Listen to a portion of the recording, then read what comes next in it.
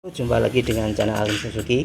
Kali ini saya mau share atau bahas penyebab terjadinya suara bisik atau noise ya pada rantai kampret atau timing chain ya.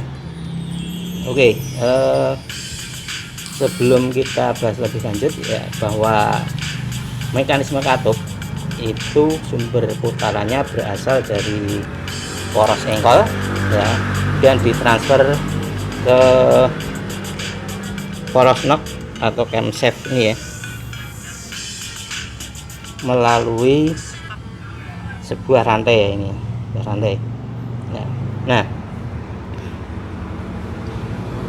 hal yang berhubungan dengan permasalahan suara bisik ya, itu adalah bahwa suatu poros yang berputar ya, misalnya camshaft ini ya, atau kalau di sana poros engkol ya, itu menghasilkan dua buah gaya, yaitu gaya ketika berputar ya, poros ini cenderung melakukan gaya ke samping ya, jadi kocak ke samping. Kemudian yang kedua adalah gaya sentrifugal, gaya yang menyebabkan poros ini kocak ke ya, ke atas bawah atau depan belakang gini ya. Nah, jika gaya ini ditransfer ke ini rantai, maka rantainya ini juga akan ikut bergerak ke kiri dan ke kanan karena pengaruh gaya aksial ya, putaran poros, dan kocak ke atas bawah ya, karena gaya pengaruh dari gaya sentrifugal ya. Nah, sehingga pada mesin ini sudah diantisipasi dengan beberapa komponen, diantaranya ini komponen yang berada di bawah rantai ini namanya guide ya, guide atau pengarah rantai. Jadi pada guide ini ada alur ya, jadi ketika rantai itu kocak ke bawah maka ditahan oleh guide ini. Kemudian pada guide ini ada alur ya, pembatas kiri kanan untuk gerakan dari rantai sendiri. Jadi jika bagian samping alur kiri kanan ini sudah aus menjadi lebar, nah itu berpengaruh terhadap gaya aksial dari rantai, gerakan ke kiri kanan ya, sehingga rantai nanti cenderung kocak atau alurnya ini sudah dalam ya, berarti nanti pengaruh pada gaya sentrifugal ke bawah dan ke atas ya. Nah, kalau ini keausannya sudah besar, nah hendaknya segera diatasi ya, karena itu nanti berpengaruh pada suara dari rantai ya. Jadi kalau sudah aus, untuk nanti rantainya berisik, itu ya akibat yang ditimbulkan ya. Nah, jadi di bagian bawah rantai ada bagian yang namanya guide ini. Nggak pasang lagi.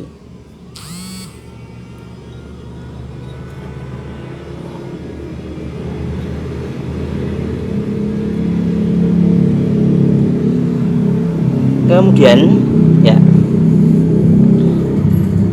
bagian atas dari rantai itu masih ditahan ini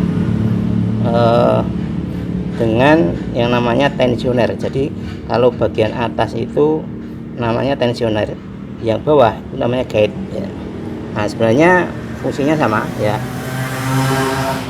Di bagian tensioner bagian bawah ya, itu bagian atas rantai nanti ditahan oleh alur ini ya, dimana alur ini mempunyai pembatas rantai untuk gerakan aksialnya ke kiri dan ke kanan ya. Jadi kalau ini juga kiri kanannya sudah melebar, maka akan menghasilkan clearance yang lebih besar, sehingga rantainya nanti cenderung bergerak ke kiri ke kanan ya. Dan kalau alur dalamnya ini sudah aus besar, maka cenderung ini akan menghasilkan gaya sentrifugal atau kekocakan dari rantai itu bertambah besar, sehingga rantai cenderung bersuara sih ya. Nah, kemudian komponen lain ya yang berpengaruh terhadap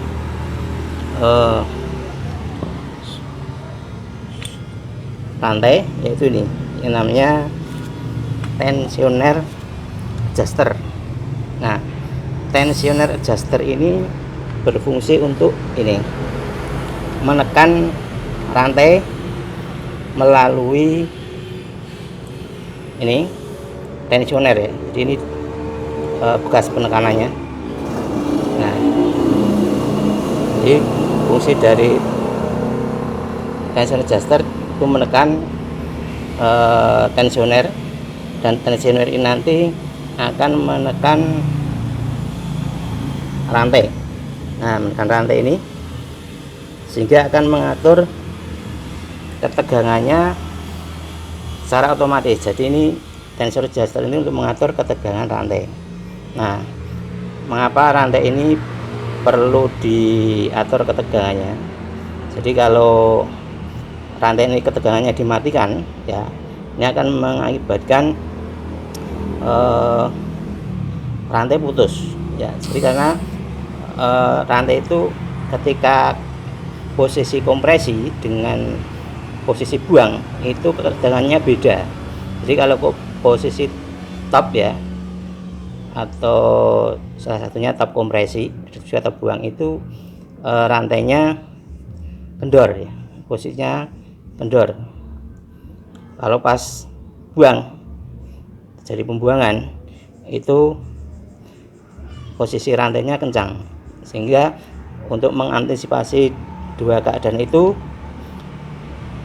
pada tensioner ini harus bisa bekerja secara otomatis.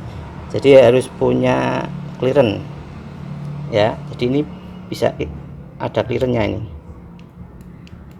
Nah, bisa digerakkan, tidak mati ya. Kalau ini mati ya, nanti akibatnya ketika ya kompresi rantainya kendor ya, tidak bisa menyesuaikan. Dan sebaliknya, jika terjadi buang misalnya, pas langkah buang, ketika terjadi langkah buang rantainya terlalu kencang, nah ini bisa-bisa membuat rantainya patah. Nah, makanya kalau modifikasi menambahkan ini ya, menambahkan misalnya dilas ya, tambah tebalnya ini ujungnya. Nah, itu hati-hati, karena apa? Bisa menyebabkan itu rantainya terlalu tegang ya, sehingga malah putus. Kalau putus nanti mekanisme katup bisa rusak ya, bahkan katupnya bisa bengkok ya, atau pistonnya jebol ya. Nah, kita kembali lagi bahwa tensioner ini mengatur ketegangan rantai, sehingga akan mengurangi gerakan kekocakan rantai ke atas dan ke bawah ya. Jadi kalau ini tensioner ini bekerjanya sudah tidak optimal, misalnya pegasnya ya, jadi di dalam itu ada pegas. Nah, ini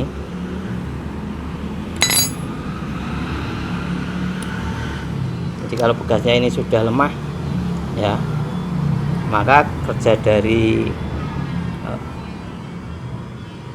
tensioner adjuster sendiri juga kurang optimal, dan ini pun juga nanti berpengaruh pada top speed ya, karena kalau rantainya terlalu kendor sehingga nanti transfer tenaga atau daya untuk buka tutup katupnya itu akan terganggu ya, sehingga efisiensi pembukaan ya, efisiensi pemasukan bahan bakar atau pembuangan gas buang itu tidak bisa optimal, sehingga bisa menurunkan tenaga ya, dan juga bisa menimbulkan suara berisik karena menghasilkan clearance yang terlalu besar pada mekanisme rantai ini ya.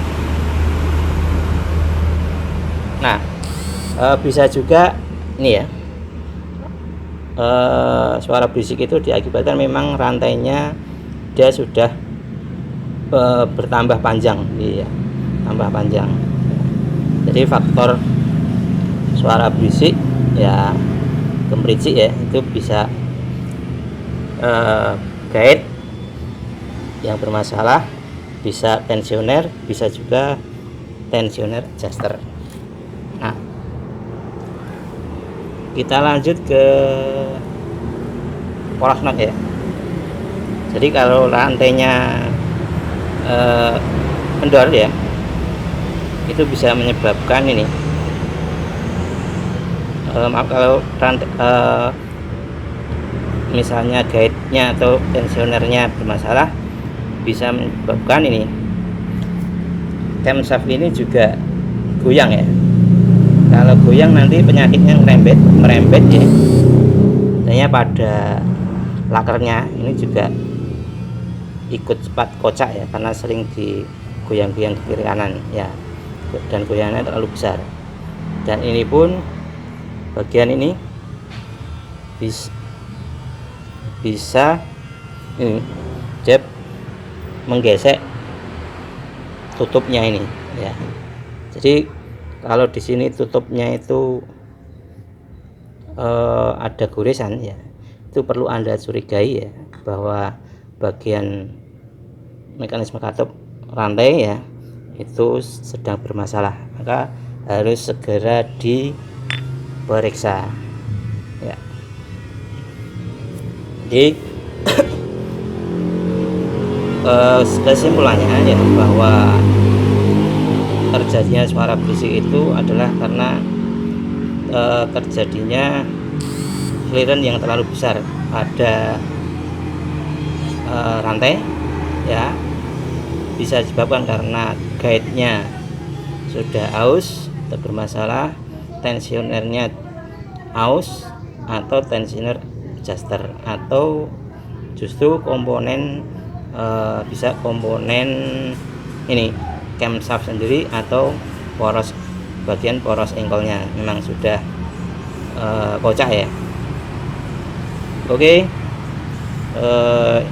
ini bro, share dari saya, semoga bermanfaat ya. Jangan lupa ya, subscribe di sini,